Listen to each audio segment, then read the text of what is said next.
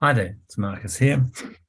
It's a lovely sunny morning on a Sunday, and I'm looking at the theory and the use of theory in historical practice. I'm approaching it through the readings, of course, but I want to enter by sort of segueing a little bit, as I tend to do, my approach to thinking, to text, to the readings, to any readings, in fact. Is an intertextual one. It's getting them to talk to one another, getting text to talk to one another. And I can't help myself, but I must always introduce elements to a talk like this, which emerge from my immediate experiences of reading and thinking. So I want to start, and I want to end this particular talk with reference to Herodotus. Herodotus, who the hell is he, you might say? Well, he's this old bloke here, it's in stone, okay? Herodotus was a Greek who wrote what is considered the first, in the modern sense, a historical account. He wrote the account of the Persian and Greek wars. And he opens his histories with this very short statement. Not necessarily the most elegant translation. I had a look online to find a number of them, because actually I'm in a hotel room. I'm not surrounded by many of my normal texts.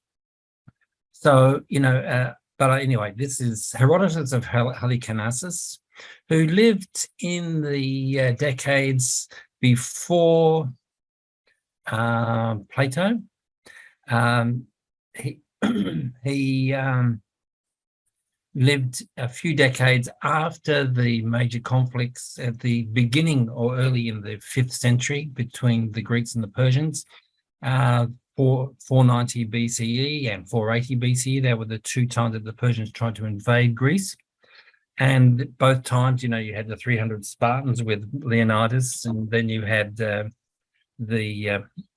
Battle of Salamis, which was the naval battle in which, the Greeks, the Athenians used their naval power to flog the Phoenicians and so on. So he was trying to make sense of this. And the reason why this sort of came to mind is because he gives us 3 reasons for writing a good history. And of course, much of what we are concerned with is what's the difference between a good history and a bad history, or not history at all. It's just sort of fictitious rubbish, or maybe it's good fantasy writing, or it's good historical novelists doing their thing, but it's not necessarily what a historian would be doing, right?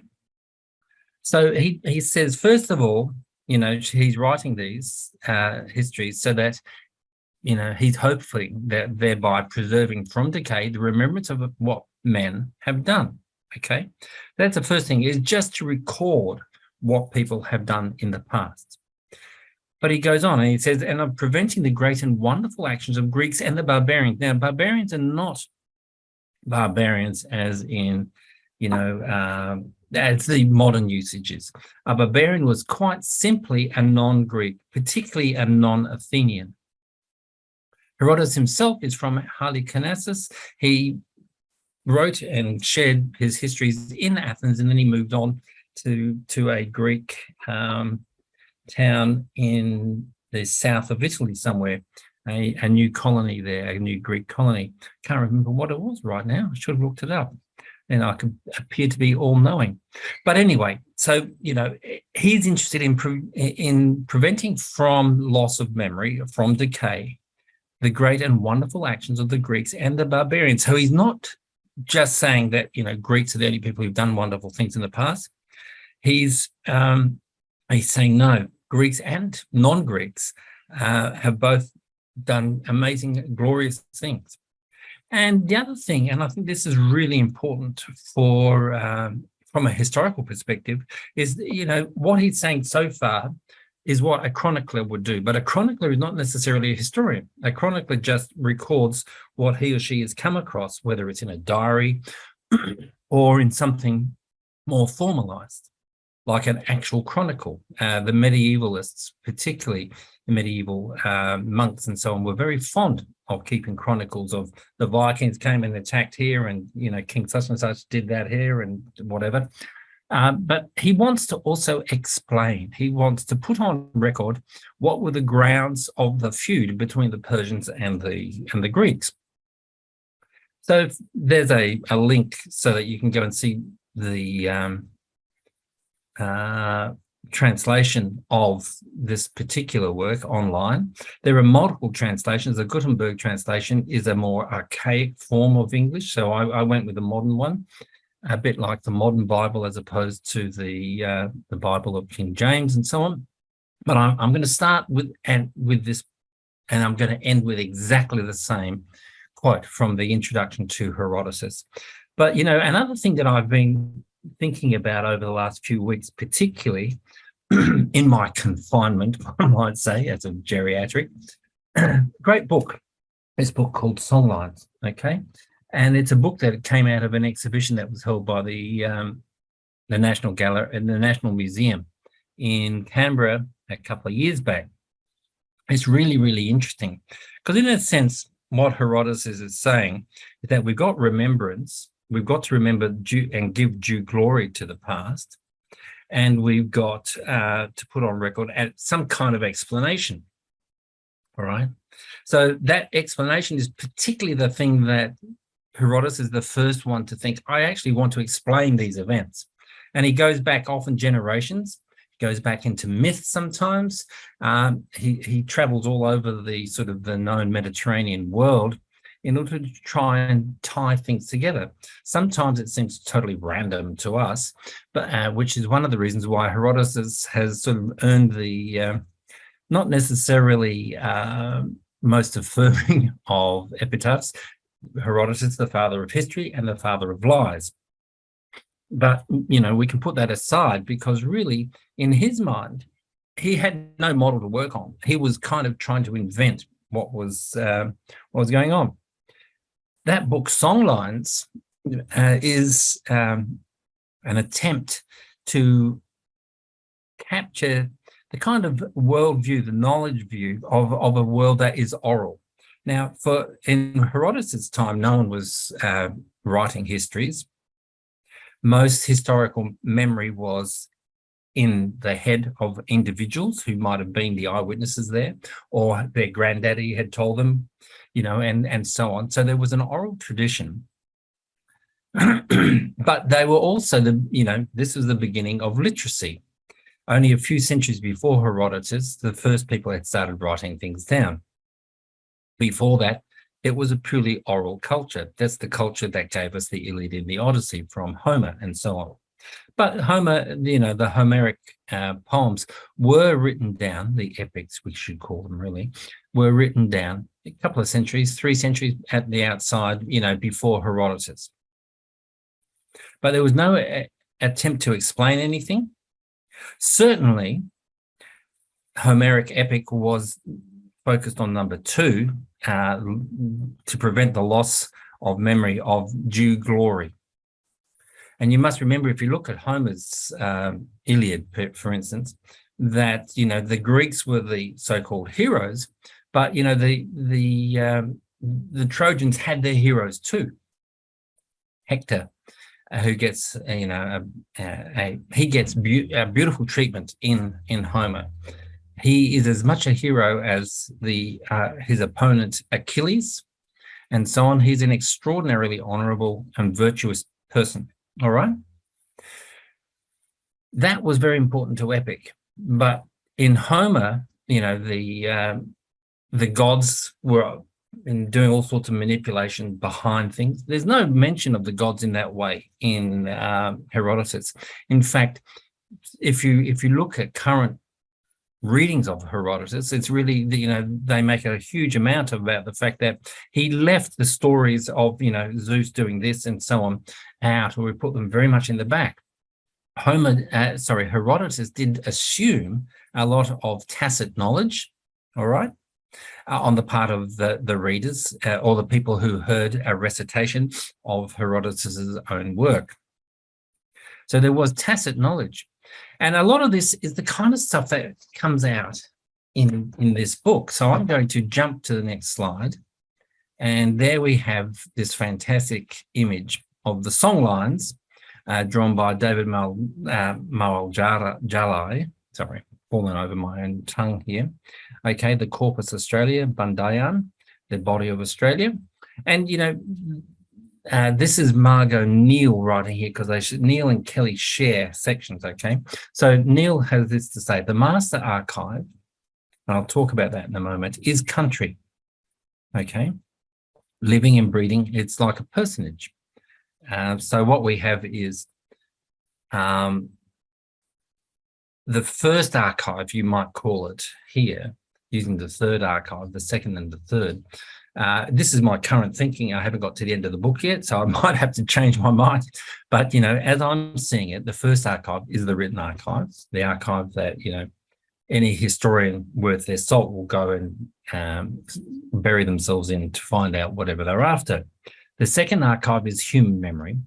But for the Indigenous Australian historical worldview, and I'm using that word historical to stretch it and to force us all to look at thinking of it differently, that third archive is a living and breathing personage, our mother, country, in other words. And country, according to the work of these two scholars, and they are scholars, one is Indigenous. Lynn Kelly is a non-Indigenous woman who's done a lot of work on the neuroscience of memory and linking it to the way songlines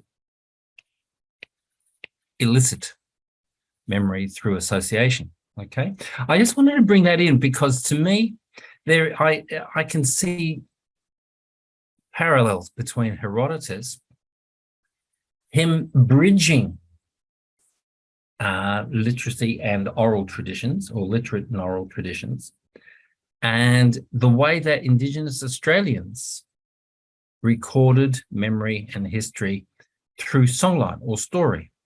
Now, there's a lot of argy-bargy about story and history. If you read the John Lukács, you'll know he has a more a positive take on the fictio, the fiction of history, and the tension between fiction and fact and what he calls event.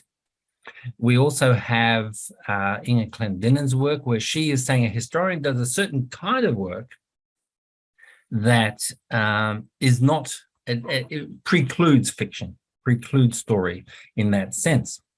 And she's emphasizing particularly the moral responsibility or the ethical responsibility of the historian. So let's keep moving, all right?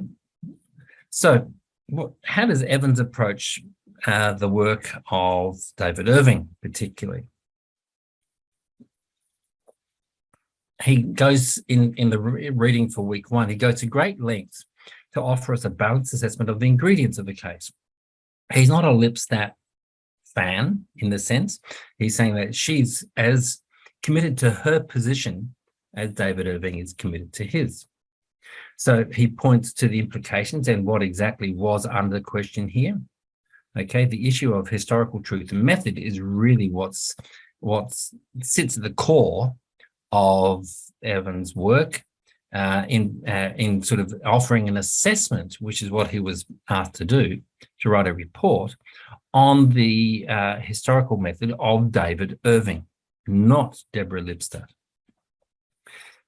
Okay, so he makes it very clear, particularly in the second half of the reading, the broader implications of this. Okay, it's not whether the Holocaust happened or not. Okay, we've got to remember that. Using historical method, and I'll talk more about that, to bring together a team. Okay, so he said, I can't do this on my own, not in the small amount of time I've been given.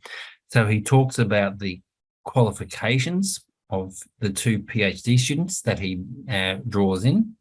And he says, this is the way we're going to look at Irving's work. We can't do all of his work, but we can look at, certain key texts, and he obviously says that he gets access to Irving's primary documents. Irving is very proud of his primary documents, quite rightly too, because it's an amazing collection of primary documents he's got there. Okay, and then the third point, the fourth point, sorry, is he will demonstrate as well as possible objectivity or lack of that. And, what's the role of historical bias? I'm going to break that down a little further in a moment. So this is Evans' approach and the way he maps it out in that first reading. All right. Now, as I was snooping around looking at it, actually, I got it when I went and got this image from the cover of one of the covers of the book that Evans wrote. I saw down into the comments there that, this person, Charles Taylor, had described Evans' work as an example of historical detective work, a classic example of historical detective work, okay? What I liked about that, if you go and have a look at that link, it doesn't take you to salon.com, it takes you to Amazon, which is where I got that image from, and probably this one too. I'm not sure where I got that one from, the Sherlock Holmes.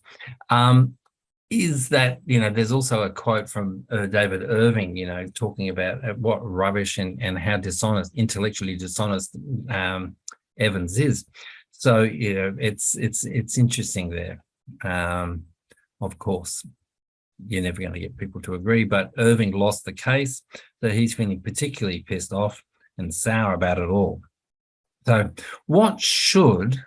I'm not sure where I should put myself over here. I don't know if that moves it or not. What should historians do? So having looked at, and I sort of went over the last 3 weeks readings again, because this thought bubble is for week 3, historians need to, and I think all of the people that we've touched on would agree with this, that there's an ethical position there. The ethics of evidence. We should always check everything. We should see what other historians have found and said. We should consult and test. We can test our own conclusions by looking at what other historians have done.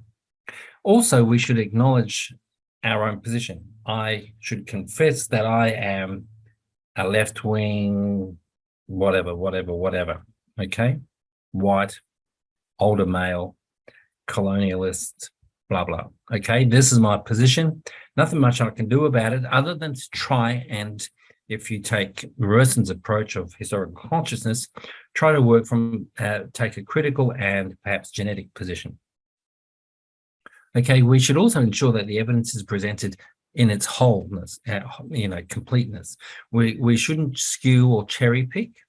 Okay, one of the things that David Irving was particularly accused of doing and found, according to Evans and other historians, to have done. Historians need to acknowledge paradox, conflict, tension, where there are unreconcilable aspects of the past. We've got 2 elements here, and we can't ever go back to interview those people from the past. And, of course, one of the things that we need to be aware of is that often the historian's desire to smooth things into a nice, neat narrative flies in the face of that particular point.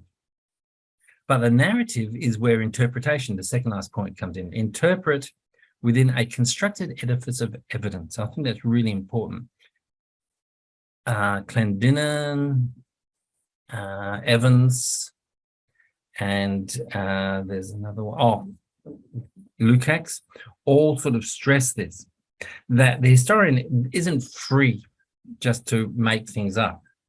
There's always an evidential or material reality that even now, thousands of years after the histories of Herodotus, that we can go back to and consult in various ways. We can see that here interpretation grows out of the known. Other things like there's an inferred relationship. You can't say that Henry VIII, within the context of his own world, we can't say that, he was a total fraud, or he just liked conning women and to get them into bed. He married a whole bunch of them. There are very clear historical reasons why many of the things that Henry did were done in such and such a way, okay? He had immense political imagination at some points.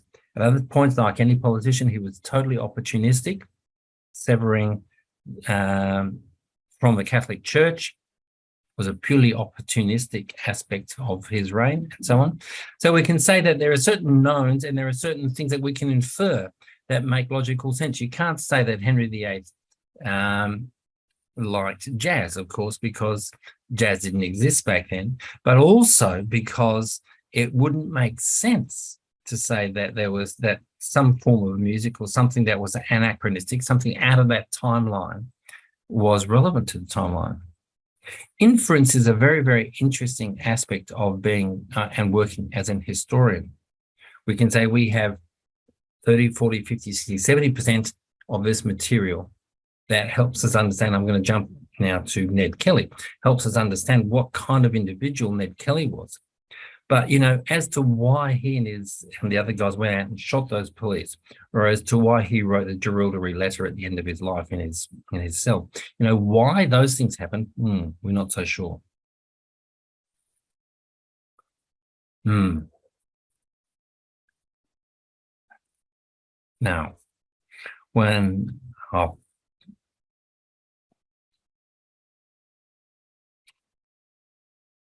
when we infer things, we are, in a sense, hypothesizing, and we need to make that explicit. Okay, so to do that is again to flag to the reader where we go beyond the absolute concreteness of the evidence, and that's really important too. There are probably other things that I could have added to that list, but that was me sitting down, bashing away in my hotel room, thinking, well, what are some of the key things? And these things all emerge from the first 3 to 4 weeks reading.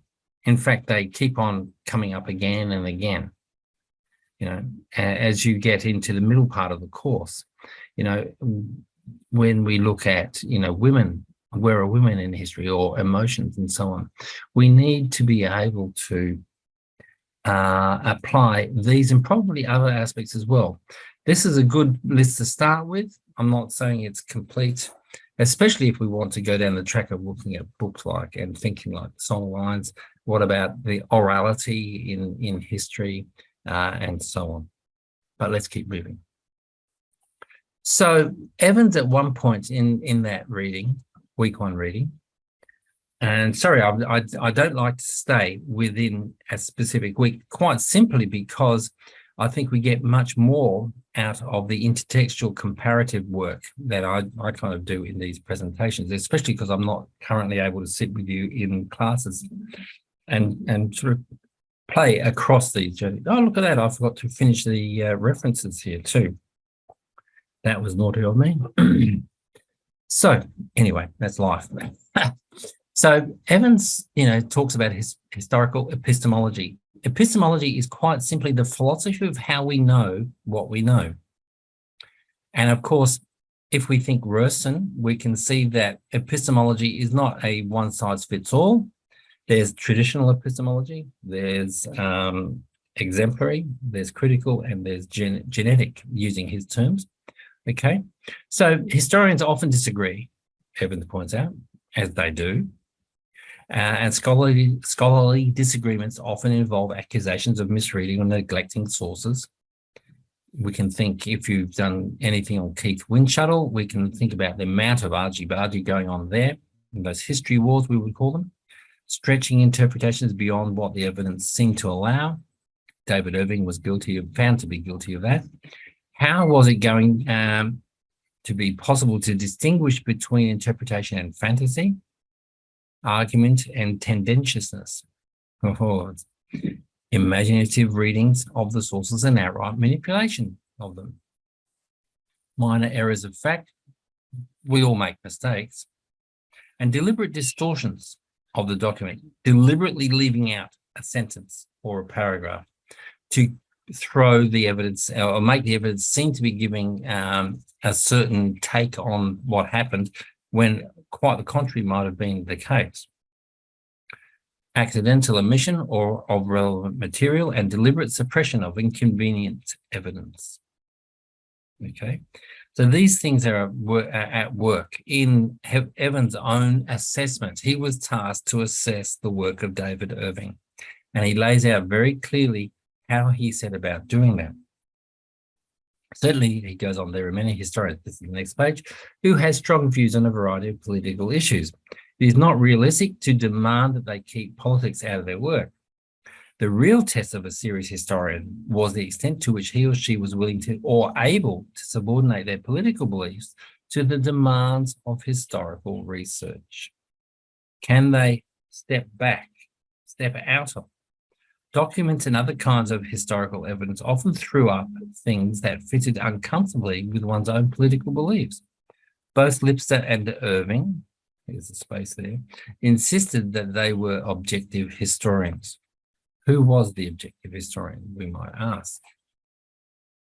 So, what was the core issue for Evans? A few pages later, he said, okay, what was at issue, and it can't be said often enough, you might say, was Irving's methodology in historiography, not, this is important, not whether the Holocaust happened or not. What happened back in the 1940s is not what's at issue. It's how Irving approaches his own material.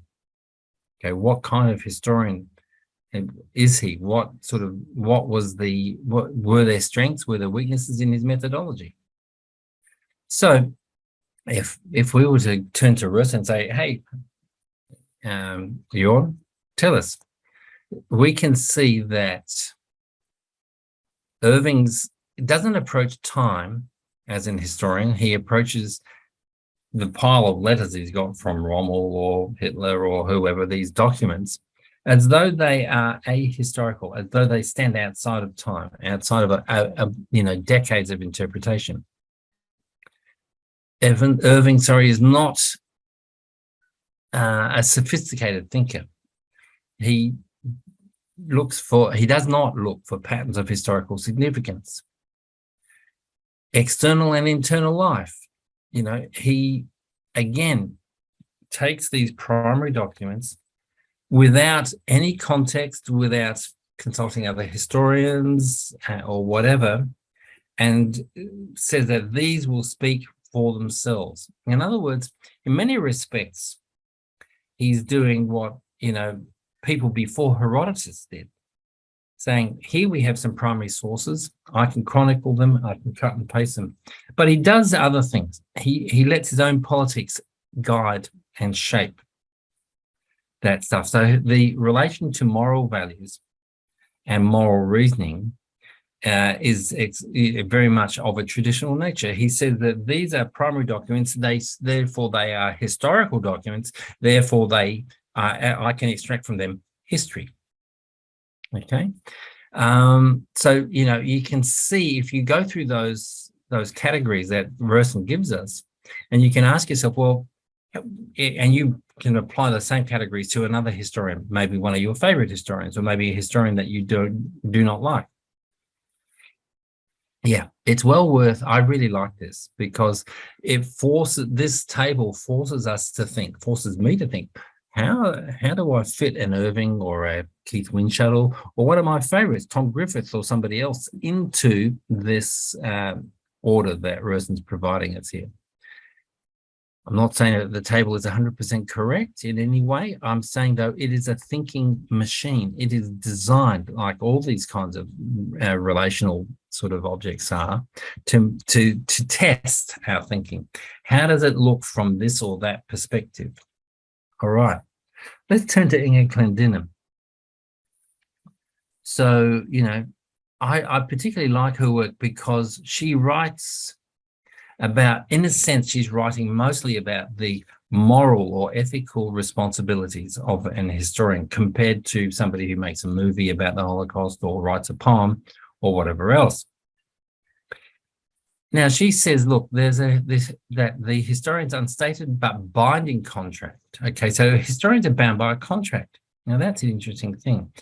The contract presumably is a list, like the list that I gave you already about evidence and confessing and so on. But what else might there be here? And this is where we can come up with a number of historical theories or positions to sort of situate the historian. So what's the binding contract? For her, it's to stay in close contact with the ascertainable evidence, the very first point that I make, and with their characters, okay? So, and that's where using inference and, understanding of the historical context is really important. The once real people, she called them, these characters, that, I, as a historian writing about the Holocaust or whatever, have chosen to represent. So how do we do this? Well, she says, look, it's done through controlled incitement and deployment of the viewer's critical imagination. So as an historian, writing away, working away, reading the evidence and trying to sort of come up with an interpretive angle or lens, I've got to take the reader, you perhaps, on that journey with me to incite and deploy the viewer's critical imagination. It's not just up to me to tell you. So you sit back like a voyeur, just watching the Holocaust play out. No, your critical imagination needs to be deployed. A critical imagination is an imagination that can enter into the same world, drawing on the kind of evidence that I provide, drawing on the kind of historical context, the material, my profiling of the various key players in this world, and so on. And your imagination takes over and steps into that historical world. So this is one of the reasons why Tom Griffith calls his, calls his book The Art of Time Travel. So you, using your imagination, drawing on evidence, can step out of 21st century Australia into mid-20th century Germany, or into, a medieval or classical period, wherever it might be. I think that's really important. And of course, how we theorize the imagination is really critical. I love this bit from Clendenin again. Writing whereby the reader is brought, as I was saying from the previous, into a constructed, controlled, directed engagement with the text, with whatever the evidence is, and is invited to join the writer's search for their meanings. She gives us a list with these historians, for instance, Peter Brown, E.P. Thompson is the working class historian, Robert Darnton, our own Greg Denning. We each have our favorites. She goes on, the writing is already the means of vision comprehension. The means of vision or comprehension. And the reader, you're not passive, or I'm not passive if I'm reading somebody, let's say I'm reading songlines or whatever it is that I'm reading. I'm invited into a world, an intellectual world, a world of the past that's constructed through the rules of historical writing. Okay. So I'm imaginatively involved in the writing process. I bet you're all thinking, aren't you, of Tom Griffith, saying, look, the historical imagination is key, that we need to have awe and wonder and so on. We need to be curious and astonished, okay, when we confront the past. I'm going to come to Griffiths in a little bit too. So what's our responsibility? Well, we have to follow rules, all right, and the rule of discipline. Okay, so to end where Clendenin lands at the end of that reading is this: historians must retrieve and represent the actualities of past experience in accordance with our rule of patience. We've got to be skeptical, curiosity, and with whatever art, in other words, however well you can write or not, that we can muster. Always that the art remains subject to our rule. In other words, the art shouldn't take us to places like a poet or a novelist or a filmmaker or whoever might. It must always be subject to the rule of interpretation, of representation. Basically, stay with the evidence. Don't step beyond the evidence. I think that's really, to me, that's one of the most powerful bits of writing. Historians take the large liberty of speaking for the dead. We are speaking for people who cannot speak for themselves any longer. Lukács, of course, comes along and messes this up to some extent. I really enjoy his writing, particularly his writing when he's a younger academic. Look at so this writing came from 1968. Most of you weren't even around then. So, Lukács, writing shortly after he got his PhD, actually, and if you've gone and looked him up, you'll see that he died, I think, 2018, 17, 16, something like that. He didn't die that long ago, okay? So any slice of the past, he points out, can be rendered as an account of fantasy, but no one would call that history. This does not mean, though, that the difference between the historian and the fantasy writer is that between objective and subjective representation. I had to throw that in because I know you've got to write that short blog post. Sorry. The historian and the fantasy artist's mental and imaginative capacities are of the same order, he says. Okay. Meaning that the thinking processes of both are engaged in a kind of construction. It is only that the historian's subject matter is limited to certain realities of the past. We can't make things up. Exactly what Clendenin's saying. But Lukács is saying, look, you can't diminish one or the other. Both stand squarely in their own epistemological territory. Epistemology, how do we know what we know? Well, if you've read, let's say, the Game of Thrones books, totally fantasy, some tinges of historical reality there. You could say that there is an epistemology at work that is coherent within that world, just as Lord of the Rings has a coherence, just as any other imaginative book has a certain imaginative coherence. And the reader is complicit in that coherence. In other words, you agree. I agree that there are Lord of the Rings hobbits, that there are elves, that there are dwarves, that there are orcs, that there are wizards, and so on. I agree to all of those things. And once I've agreed to that, and I've sort of immersed myself in that world, then I can set aside my rational mind and say, which might be saying, there are no such thing as elves. There are no such thing as those three ages. Tolkien has invented them. Sure, he has. But once he's invented them, he has to follow those rules for internal consistency himself. Historian has to do the same thing, except we can't invent much of the material that we're working with. I like this. The historian's work, and this is Lukács again, is relation, involving fictio events. The fictio is the use of the imagination to tie things together into some sort of narrative whole. That's why I put conundrum over here. A riddle that the answer of which involves a pun or a play on words or whatever. Fictio, fiction. But if you've read your Lukács, you will know that, it doesn't just mean that. And this relation is where the historian takes the evidence here and gives us an interpretive take on that. Okay? Excuse me.